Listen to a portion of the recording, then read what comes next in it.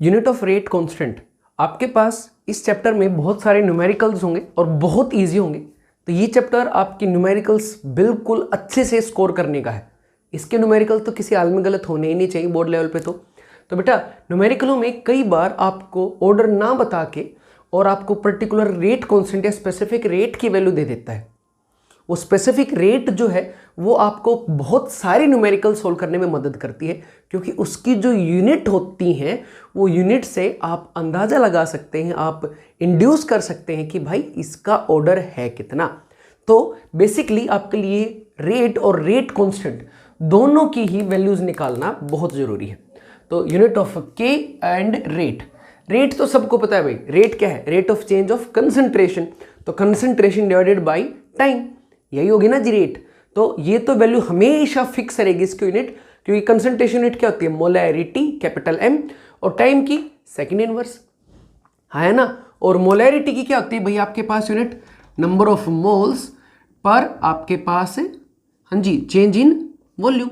तो हो गया आपके पास मोल्स लीटर इनवर्स। मोलैरिटी की बन जाएगी भाई number of moles of solute divided by volume of solution. कई बार क्या है? SU solute SN solution. तो मोल लीटर इनवर्स, क्योंकि मोलैरिटी की क्या हो जाएगी? Mole litre inverse, litre raise to power -1 है, और सेकंड इनवर्स। तो जो आपके पास रेट है ना बेटा जी, उसकी यूनिट तो हमेशा ही कॉन्स्टेंट रहनी है। क्या? मोल लीटर इनवर्स या मोलैरिटी सेकंड इनवर्स। लेकिन जो रेट कांस्टेंट है के, जो आपके न्यूमेरिकल सोल्व कराने वाला है, उसकी यूनिट हमेशा वेरी करती रहेंगी, और वो डिपेंडेंट किस पे रहेंगी? आपके पास ऑर्डर पे। जैसे प्रूव करते हैं अभी। आपको जैसे जीरो ऑर्डर रिएक्शन है तो उसमें आपके पास रेट क्या होगी? रेट एक्सप्रेशन के हिसाब से k A raise to power 0, A raise to power 0 is equal to 1। तो के की वैल्यू क्या होगी? रेट की जो यूनिट्स थी कंसंट्रेशन बाय टाइम, तो के की वैल्यू आपकी रेट की वैल्यू उसके बराबर हो गई है, और जो कि बनेगी कंसंट्रेशन टाइम इनवर्स। और कंसंट्रेशन सबको पता ही है, मोल लीटर इनवर्स और टाइम सेकंड इनवर्स। खत्म। फर्स्ट ऑर्डर रिएक्शन देखो, फर्स्ट ऑर्डर रिएक्शंस में rate is equal to k into में ए। ठीक है जी। तो रेट को क्या लिख दिया? Concentration by time is equal to k into A. क्या थी? कंसंट्रेशन, तो इसको कंसंट्रेशन लिख दिया। कंसंट्रेशन से कंसंट्रेशन कैंसिल आउट हो गया, तो आपके पास के की वैल्यू क्या बच गई? 1/t या टाइम इनवर्स। ऐसा यूनिट में टाइम क्या होता है? सेकंड। तो इसकी यूनिट क्या हो जाएगी आपके पास? सेकंड इनवर्स हो जाएगी ना जी। नेक्स्ट चलते हैं second order reaction. Second order reaction में ऐसे हो जाएगा, rate is equal to k into concentration का स्क्वायर। भाई रेट की यूनिट लिख दी, concentration by time is equal to k into concentration का स्क्वायर। जब आप इसको सोल्व करोगे तो आपके पास क्या होगा? ये पावर इसके साथ कट जाएगी, तो रेट क्या आ जाएगी? के इज इक्वल टू, आप इसको थोड़ा सा सोल्व कर लो तो के क्या बन गया? 1/t और 1 कंसंट्रेशन, यानी कि concentration raise to power -1 time inverse. अब भाई कंसंट्रेशन की यूनिट क्या थी? Mole litre inverse. अब कंसंट्रेशन इनवर्स की यूनिट क्या हो जाएंगी? Litre mole inverse second inverse. हाँ या ना? बिल्कुल सिंपल था भाई। ऐसे ही अब आपका एक जनरलाइजेशन कर लेते हैं, ताकि आपको बेफालतू में ऐसी चीज़ें निकालनी ही ना पड़े। अगर आपके पास कोई रिएक्शन nth ऑर्डर की है, nth कोई भी इंटीग्रल वैल्यू हो सकती है इंक्लूडिंग 0, जो होल नंबर है आपके पास, तो 0 1 2 3 4 5 या कुछ भी है, इवन फ्रैक्शन भी हो सकती है बेटा जी। तो nth ऑर्डर है, n की कुछ भी वैल्यू है, तो रेट इज इक्वल टू क्या हो गया? K into A raise to power n, order is n। तो रेट की यूनिट क्या होगी? Concentration divided by time is equal to k into concentration raise to power n, that is the order. अब भाई ये उधर जाएगा तो क्या बन जाएगा आपके पास? Concentration divided by concentration raise to power 1 n, sorry minus बोल गया, is equal multiplied by 1 by time is equal to k. तो साफ है ना? सोल्व कर लो ना के को। के की वैल्यू क्या आ गई? Concentration 1 - n time inverse. हाँ है ना? अब आपको पता ही है कंसंट्रेशन 1 - n की वैल्यूज क्या आ जाएंगे, क्योंकि भाई इनवर्स हो गया है, तो लीटर मोल इनवर्स 1 - n। अरे उल्टा हो जाएगा, या आप सीधा ही कंसंट्रेशन की वैल्यूज पुट करो, आपका आंसर आ जाएगा। कुछ क्वेश्चंस में कई बार आपकी गैसेज यूज होती है। अगर गैसेज यूज होंगी तो उनके लिए कंसंट्रेशन के बदले में प्रेशर यूज होगा, और अगर प्रेशर यूज होगा तो कोई भी रिएक्शन है उस केस में प्रेशर के लिए भी आपके पास जो रेट कांस्टेंट है उसकी वैल्यू कैसे आएंगी? p raise to power 1 - n time inverse. वहाँ पे कंसंट्रेशन थी, कंसंट्रेशन की जगह पे यहाँ पर क्या आ गया आपके पास? प्रेशर। अब प्रेशर की जगह पे आप क्या पुट कर सकते हैं? ATM। ATM यानी कि atmospheric pressure 1 - n second inverse. तो अगर किसी क्वेश्चन में कंसंट्रेशन की जगह पे गलती से प्रेशर आ जाए या प्रेशर की यूनिट दे रखी हो, वहाँ से भी आंसर हो जाएगा। जनरली आपके पास न्यूमेरिकल्स जीरो ऑर्डर या फर्स्ट ऑर्डर के ही आते हैं, तो आप आराम से अगर के की वैल्यू कंसंट्रेशन टाइम इनवर्स है फर्स्ट ऑर्डर, और अगर सिर्फ और सिर्फ टाइम है, के की वैल्यू में टाइम इनवर्स में मिनट इनवर्स आर इनवर्स है, तो आप सीधा आंख बंद करके कहोगे भाई फर्स्ट ऑर्डर रिएक्शन है डायरेक्ट। लेकिन इसको करने की एक छोटी सी ट्रिक कह लो या जनरलाइजेशन भी आप बना सकते हो। जब भी आपको कभी भी रेट कांस्टेंट की कोई वैल्यू गिवन है, कोई भी वैल्यू गिवन है रेट कांस्टेंट की, आपको मतलब नहीं है, ठीक है, मैं इसको थोड़ा सा इरेज कराऊं बेटा।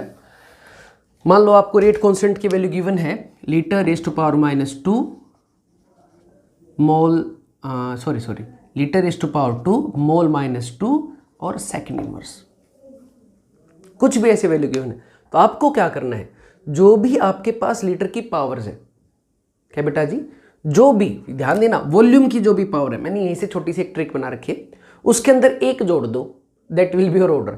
इतनी लंबी महाभारत की आपको जरूरत ही नहीं, क्वेश्चन में फ्रैक्शन ऑफ सेकंड में आपको ऑर्डर पता चल जाएगा। जो भी के की यूनिट है उसके अंदर एक जोड़ दो भाई। के की यूनिट कितनी थी, पावर कितनी थी, 2, तो 2 के अंदर एक जोड़ दो, 2 + 1, रिएक्शन का ऑर्डर कितना हो जाएगा, 3। प्रूव करके देख लो। यहाँ पे जीरो ऑर्डर में कंसंट्रेशन में जो यूनिट दे रखी तो क्या थी, लीटर इनवर्स। लीटर इनवर्स के अंदर एक जोड़ना भाई, क्या बन गया, 0। कौन सी ऑर्डर की रिएक्शन थी, 0। यहाँ पर आपके पास लीटर ही नहीं है, इसका मतलब ऑब्वियस है लीटर की पावर कितनी हो गई, 0। उसके अंदर एक जोड़ दो, कितना बन गया, 1। यहाँ पे लीटर की पावर कितनी है, 1। First order reaction, second order reaction थी, तो इसके अंदर आपने क्या किया, 1 जोड़ दो, कितना बन गया, स्क्वायर। तो जो भी आपके पास वॉल्यूम की यूनिट है, जनरली लीटर ही होता है बेटा जी, हो सकता है सेंटीमीटर क्यूब में या डेसीमीटर क्यूब में मिल जाए, पर जो भी आपके पास पावर्स हैं किसकी, वॉल्यूम टर्म की, उसके अंदर सिंपली 1 जोड़ दो। आपका जो भी वैल्यू आएगी एक जोड़ते ही, वही आपका ऑर्डर ऑफ द रिएक्शन होगा। तो वही आपने आराम से इसको देख लिया। अब ग्राफिकली चेक करेंगे जीरो ऑर्डर रिएक्शन और फर्स्ट ऑर्डर रिएक्शंस को। Graphical representation of A zero order reaction, ये भी थोड़ा सा जानना जरूरी है बेटा जी। कई बार बड़े सिंपल से क्वेश्चंस आ जाते हैं ऑब्जेक्टिव में, यहाँ से बहुत ईजी है। जीरो ऑर्डर रिएक्शन को आप कैसे डिनोट करते हैं भाई, तीनों डिनोशन देखो जो आपने सोल्व किया है। रेट इज इक्वल टू के ए रेज़ टू पावर 0, ये डिनोशन है। फिर आपने इसको सोल्व किया था और सोल्व करके क्या आया था, k t is equal to A0 - AT। पिछले लेक्चर के नोटबुक एक बार खोल के देखो, आया था नहीं आया था बेटा जी, बिल्कुल आया था, आपके पास ऐसे ही आया था। और टी ऑफ की वैल्यू क्या आई थी, A0/2K, ये आई थी। तो कभी भी ग्राफ को देख के है ना ऑब्जेक्टिव क्वेश्चनों में सोल्व मत करो, उन ग्राफ्स के पीछे का जो मैथमेटिकल पोर्शन है एक बार उसको देख लो कि वो किसके वर्सेस क्या पूछ रहा है, न्यूमेरिकल गलत नहीं होंगे। इसलिए ग्राफ नीचे पहले, ऊपर मैथमेटिकल पोर्शन मैंने सोल्व कर रखा सबका। तो रेट इज इक्वल टू के A रेज़ टू पावर 0, तो साफ है भाई, कंसंट्रेशन कितनी भी हो आपकी रेट क्या होगी, K के बराबर होगी। आपकी रेट क्या होगी बेटा जी, K के बराबर होगी। आपके पास रेट बढ़ती जाएगी, K की वैल्यू भी उससे बढ़ती जाएगी, लेकिन कंसंट्रेशन के इसके साथ कोई रिलेशन नहीं होगा। तो आपके पास रेट और कंसंट्रेशन में कोई रिलेशन नहीं है। कंसंट्रेशन 0 हो तो भी रेट की एक फिक्स वैल्यू रहेगी जीरो ऑर्डर में। कंसंट्रेशन एक टेंट की 100 यूनिट है तो भी फिक्स रहेगी, 5000 यूनिट तो भी फिक्स रहेगी, 5 लाख है तो भी फिक्स रहेगी। और ये जो वैल्यू है, ये वैल्यू किसके इक्वल रहेगी बेटा जी, आपके पास के रहेगी। लेकिन कॉम्पिटिटिव एग्जाम वाला इसी चीज़ को थोड़ा सा और ऊपर पूछ लेता आपसे। वो क्या करेगा, ग्राफ ड्रॉ कर लिया होगा आपने, वो आपको ऐसी वैल्यूज दे देगा, 1 2, इसका नाम दे दिया 1, इसका नाम दे दिया के वाली का 2, इसका नाम दे दिया आपके पास 3। ठीक है, पहले वाले ग्राफ को ड्रॉ कर लेना बेटा, पोज करके प्लीज। तो 1 2 और 3 तीन वैल्यूज दे दी और कहेगा बताओ इसमें आपके पास किसकी केस में के की वैल्यू मैक्सिमम है, या के की वैल्यू तो फिर भी आप कर लोगे भाई, रेट ज़्यादा, इस केस में रेट मिनिमम है, तो 1 के केस में आपके पास के की वैल्यू भी मिनिमम रहेगी, क्योंकि रेट और के जीरो ऑर्डर में डायरेक्टली डिपेंडेंट है एक दूसरे पे। इस केस में ज़्यादा है 1 से, तो आपके पास के ऑर्डर क्या हो जाएंगे, के इसको नाम दे दिया K1, इसको नाम दे दिया K2, इसका नाम दे दिया K3। तो भाई आपके पास ऑर्डर क्या हो जाएंगे, K1 सबसे छोटा, K2 उससे बड़ा और K3 इन तीनों में सबसे बड़ा। ठीक है, और इसी का आपका second lecture factors affecting rate of reaction, वो वाली चीज़ यहाँ बहुत आती है और फिर कहते हो वो IIT लेवल का क्वेश्चन है क्या। वो क्या करेगा, यहाँ पर K1 K2 K3 नहीं देगा भाई, आपको दे देगा T1 T2 और T3, और कहेगा इनके बीच का रिलेशन बताओ, और इसके नीचे 4 ऑप्शन दे रखे होंगे भाई आपके पास। अब देखो कैसे आएगा, तो देखो थोड़ा सा दिमाग लगाओ, थोड़ा सा क्वेश्चन हद आसान है। Factor affecting rate of reaction में आपने देखा कि भाई जो रेट कांस्टेंट के है उसका कंसंट्रेशन से कोई डिपेंडेंसी नहीं है बिल्कुल भी, लेकिन टेम्परेचर से डायरेक्टली डिपेंडेंट है। और हर 10 डिग्री राइज के साथ टेम्परेचर 10 डिग्री बढ़ा तो के की वैल्यू डबल हो जाती थी। तो बस भाई के और टी क्या हो गए, डायरेक्टली डिपेंडेंट। तो आपके पास अगर कोई रिएक्शन जीरो ऑर्डर पहले से बता दिया तो आपको साफ पता चल गया ये R1 सबसे छोटी है और R3 सबसे बड़ी है। रेट साफ पता है मैथमेटिकली, के की डायरेक्टली डिपेंडेंट है। तो आपके पास सीधा सा मैथ बन गया, rate directly dependent to k which is directly dependent to t. तो आप ऐसे बोल सकते हैं rate directly dependence to t. जिस केस में रेट की वैल्यू मैक्सिमम, उस केस में टी की वैल्यू भी क्या हो जाएगी, मैक्सिमम। तो भाई आपके पास ऑर्डर क्या हो जाएगा, देख लेना। सबसे बड़ा कौन सा हो गया, T3, उसके बाद T2 और उसके बाद T1। बड़ा सिंपल सा क्वेश्चन है, प्लीज इसको जरूर करके देखें। सेकंड, एक छोटा सा होमवर्क है जो आपको अपनी नोटबुक में करना है। ड्रॉ करो कंसंट्रेशन वर्सेस रेट। अब की बार रेट वर्सेस कंसंट्रेशन था, यानी कि वाई एक्सिस पे रेट थी, एक्स पे कंसंट्रेशन। अब थोड़ा सा रिवर्स करवाया आपसे, आपको कंसंट्रेशन वर्सेस रेट को ड्रॉ करना है। ठीक है जी, खुद से ट्राई कीजिएगा। ठीक, और उसमें ये भी ध्यान दे लीजिएगा 3 टेम्परेचर ड्रॉ करना है, जिसमें T1 ग्रेटर देन है T2 ग्रेटर देन है T3। ग्राफ तो ड्रॉ करना ही करना है, ये भी बताना है कि T1 T2 T3 में कौन सबसे बड़ा है। सेकंड, आपके पास इस टाइप से दे दिया, कौन सा, कंसंट्रेशन वर्सेस टाइम का कर्व ड्रॉ करना आपको। ठीक है, वो था बेटा रेट वर्सेस कंसंट्रेशन। अब की बार कंसंट्रेशन वर्सेस टाइम। कंसंट्रेशन क्या आपके पास 80, तो पहले mathematical expression KT is equal to A naught minus AT। AT क्या बन गया आपके पास, इसको इधर लिया है, KT को इधर ले गए, A नोट माइनस से KT। अब A नोट तो कॉन्स्टेंट है, बिल्कुल है, और आपको इसके वर्सेस टाइम का पता करना है, कर्व का। तो भाई ये एक स्ट्रेट लाइन की इक्वेशन को रिप्रेजेंट कर रहा है, हमने भी वही बना दिया। AT क्या हो गया, वाई एक्सिस जो कंसंट्रेशन है, A नोट एक कॉन्स्टेंट C जो इंटरसेप्ट होता है of Y axis, minus M slope into में X सेकेंड वेरिएबल। तो लो जी, concentration versus time, slope negative M है, नेगेटिव मतलब नेगेटिव की है, तो आपके पास नेगेटिव के पे पॉजिटिव होता तो वैल्यू ऐसे जाती, नेगेटिव है तो वैल्यू ऐसे जाएगी, हाँ है ना। अगर ये पॉजिटिव होता तो वैल्यू कैसे आती बेटा, ऐसे आता, स्लोप अगर के होता हो। लेकिन अगर स्लोप माइनस के है तो आपके पास वैल्यू ऐसे आएगी। जो इंटरसेप्ट की वैल्यू है यहाँ पे, ये वैल्यू क्या रहेगी, इनिशियल कंसंट्रेशन। अब यहां से क्या करते हैं, कई बार आपको वैल्यू में के की वैल्यू फाइंड आउट करवा लेते हैं, या किसी क्वेश्चन में के की वैल्यू पूछ लेते हैं इसका स्लोप देके।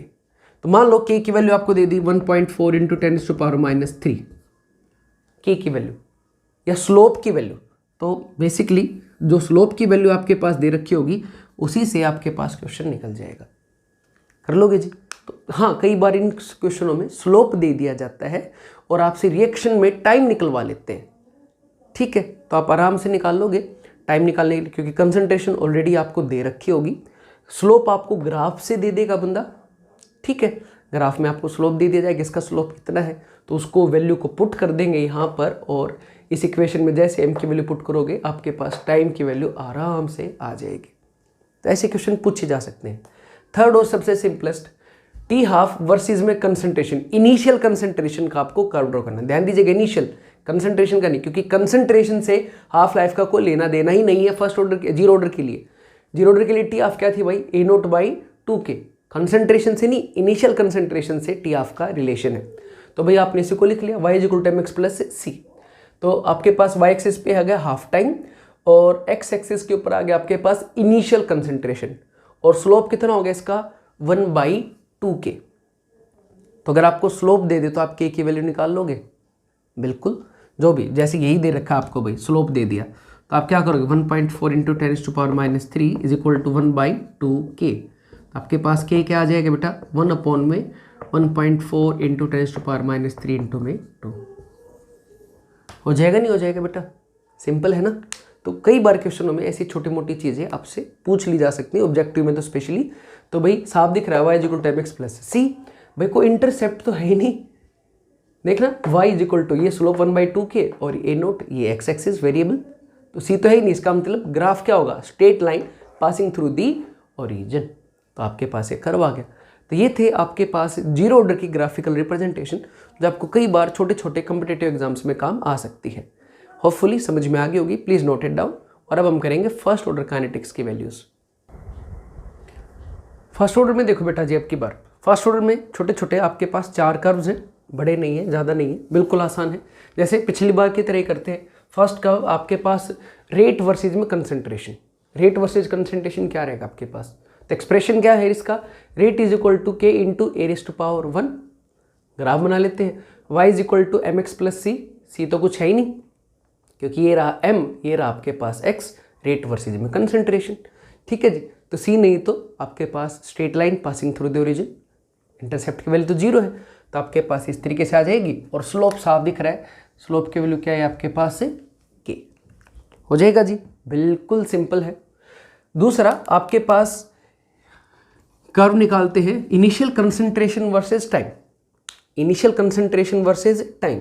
तो भाई आपको पता ही है टी हाफ का एक्सप्रेशन क्या है फर्स्ट ऑर्डर के लिए, पिछले लेक्चर में क्या ही था 0.693/k। अरे देखना टाइम के साथ में ए नोट की वैल्यू तो आई नहीं, ए नोट की वैल्यू तो आपके पास क्या है, इनिशियल कंसंट्रेशन की वैल्यू तो क्या आई 0 आई, 1 है, मतलब कुछ है ही नहीं। तो साफ साफ पता क्या चलता है कि टी हाफ और ए नोट के बीच में कोई रिलेशन नहीं है। तो भाई आपके पास इसका कर्व कैसा होगा, अगर आप सिंपली कर्व ड्रॉ करो तो इस टाइप से, ए नोट वर्सेज में टी, सॉरी ए नोट वर्सेज में टी हाफ। लेकिन यहाँ से कॉम्पिटिटिव एग्जाम बहुत प्यारा क्वेश्चन बना सकता है। वो आपको 3 अलग अलग टेम्परेचर दे देगा और कहेगा इन तीनों के बीच में रिलेशनशिप बताओ। नीचे 4 ऑप्शन होंगे, T1 greater than T2 greater than T3, या T3 greater than T2 greater than T1, या इसके उल्टे, ठीक है, या इक्वल टू, कुछ भी इस टाइप से वैल्यू होंगी। तो अब आपको थोड़ा ध्यान से देखना है, यहाँ पर मैथ समझ में आ गया तो ग्राफ तो आराम से गया। अगर आप 0.693 के कांस्टेंट लो तो आपको साफ समझ में आएगा, ये तो आपने बना लिया होगा बेटा, आसान था। क्या समझ में आएगा कि टी हाफ जो है वो इनवर्सली प्रोपोर्शनल किससे, के से। 0.693 तो कांस्टेंट है, कांस्टेंट लाओगे तो क्या आ जाएगा, साइन ऑफ प्रोपोर्शनलिटी। तो यहाँ पे क्या आ गया, टी हाफ और के फर्स्ट ऑर्डर रिएक्शन की बात चल रही है, वो एक दूसरे के कैसे हैं, इनवर्स हैं। मतलब आपके पास टाइम बढ़ेगा तो के की वैल्यू घटेगी, अगर टी हाफ की वैल्यू घटी तो के की वैल्यू बढ़ी, उल्टे है। और के की वैल्यू डिपेंडेंट किस पे है, कोई भी ऑर्डर की रिएक्शन हो, टेम्परेचर पे। तो भाई आपके पास T3 जो सबसे ज़्यादा है, मतलब यहाँ पे T3 का कर्व जो सबसे ऊपर है, उसके केस में मतलब टी हाफ की वैल्यू ज़्यादा है। टी हाफ ज़्यादा है तो साफ है भाई के की वैल्यू तो कम रहेगी। अरे हाँ है ना, टी हाफ और के इनवर्स है। तो भाई ये जो कर्व है इसको नंबर दे देता हूँ आपकी सिंप्लिसिटी के लिए, 1 2 3। इसमें टाइम की वैल्यू सबसे ज़्यादा है तो के की वैल्यू सबसे कम रहेगी। तो आप पहले के ऑर्डर में लगा लो, के का ऑर्डर क्या रहेगा, T3 सबसे छोटा, T2 उससे बड़ा और T1 इन सब में सबसे बड़ा। ठीक है जी, अब यही ऑर्डर आपका किसका आया, के का। और के का ऑर्डर और टाइम का ऑर्डर तो, टेम्परेचर का ऑर्डर तो सॉरी के का ऑर्डर और टेम्परेचर का ऑर्डर तो सेम रहेगा, क्योंकि सबको पता है रेट कांस्टेंट और टेम्परेचर दोनों एक दूसरे से डायरेक्टली डिपेंडेंट है। तो बेटा T3 की वैल्यू मिनिमम रहेगी, बेशक ये सबसे ऊपर हो क्योंकि इसकी हाफ लाइफ ज़्यादा है, लेकिन के की वैल्यू तो थोड़ी है। तो ध्यान दीजिएगा, बहुत आसान है। थर्ड कर्व है आपके पास कंसंट्रेशन वर्सेस टाइम प्लॉट। तो पहले फिर से वही आपके पास क्या आया था, के टी, इसको थोड़ा सा एक अगली स्टेप में सोल्व कर लेना अपने दिमाग में, यही आया था सोल्व करके। एक बार फर्स्ट ऑर्डर काइनेटिक्स खोल के देखो नोटबुक में, k t is equal to 2.303 log a naught minus a t. अब मैंने क्या किया, इस के टी के 2.303 के नीचे ले गया, के टी के साथ चला गया 2.303। तो इसको थोड़ा सा रीशफल किया तो आपके पास क्या आ गया, ए टी को मैं ले आया log ए टी को इधर, और के टी बाई 2.303 को ले गया उधर। तो आपके पास बन गया log a t is equal to log a naught minus k upon में 2.303 मल्टीप्लाइड बाई टी। अब स्ट्रेट लाइन की equation y is equal to ये रहा माइनस एम एक्स प्लस में सी। तो साफ है, स्लोप क्या आ गया, minus k upon 2.303, straight line, तो स्लोप कैसा आ जाएगा, बिल्कुल नीचे की तरफ। अब आपको क्या करेंगे, स्लोप दे देंगे और के की वैल्यू निकलवा लेंगे, तो आ जाएगी जी, जो भी स्लोप की वैल्यू होगी उसको माइनस के अपॉन 2.303 के बराबर पुट कर दीजिएगा, आंसर आ जाएगा। इजी है। लास्ट में आपके पास कर्व है log a note versus A T versus में टी, बुक्स में ये भी दे रखा है, तो बहुत आसान हो जाएगा। क्या बन जाएगा, के टी इज इक्वल टू, इसी को सोल्व कर लिया, लॉग की property log a minus log b क्या हो गया, log a बाई बी। तो ये हो गया y, ये हो गया एम एक्स प्लस सी। अरे k अपॉन में 2.303 तो हो गया m, और भाई आपके पास x एक्सिस पे चला गया टाइम, ये रहा, c तो है ही नहीं, स्ट्रेट लाइन की इक्वेशन c नहीं है, तो इसका मतलब it will pass through the origin. तो आपके पास स्लोप क्या हो जाएगा, tan थीटा, और जो यहाँ मैथमेटिकली किसके इक्वल है, k अपॉन में 2.303। तो log a note by A T किसके इक्वल हो गया भैया आपके पास, सॉरी किसके वर्सेस किया आपने, टाइम के, तो आपके पास कर्व कैसे आ गया, straight line passing through the origin. तो सिंपल सी इक्वेशंस हैं, मैथ्स आपको बहुत अच्छे से आता है, तो ये तो आपसे बहुत आराम से हो जाएंगे। नोट देन डाउन, और इनके कुछ क्वेश्चंस अगले लेक्चर में हम करने की कोशिश करेंगे। तो बहुत इजी कर्व है, इनसे डरने की आपको ज़रूरत नहीं है। Thank you.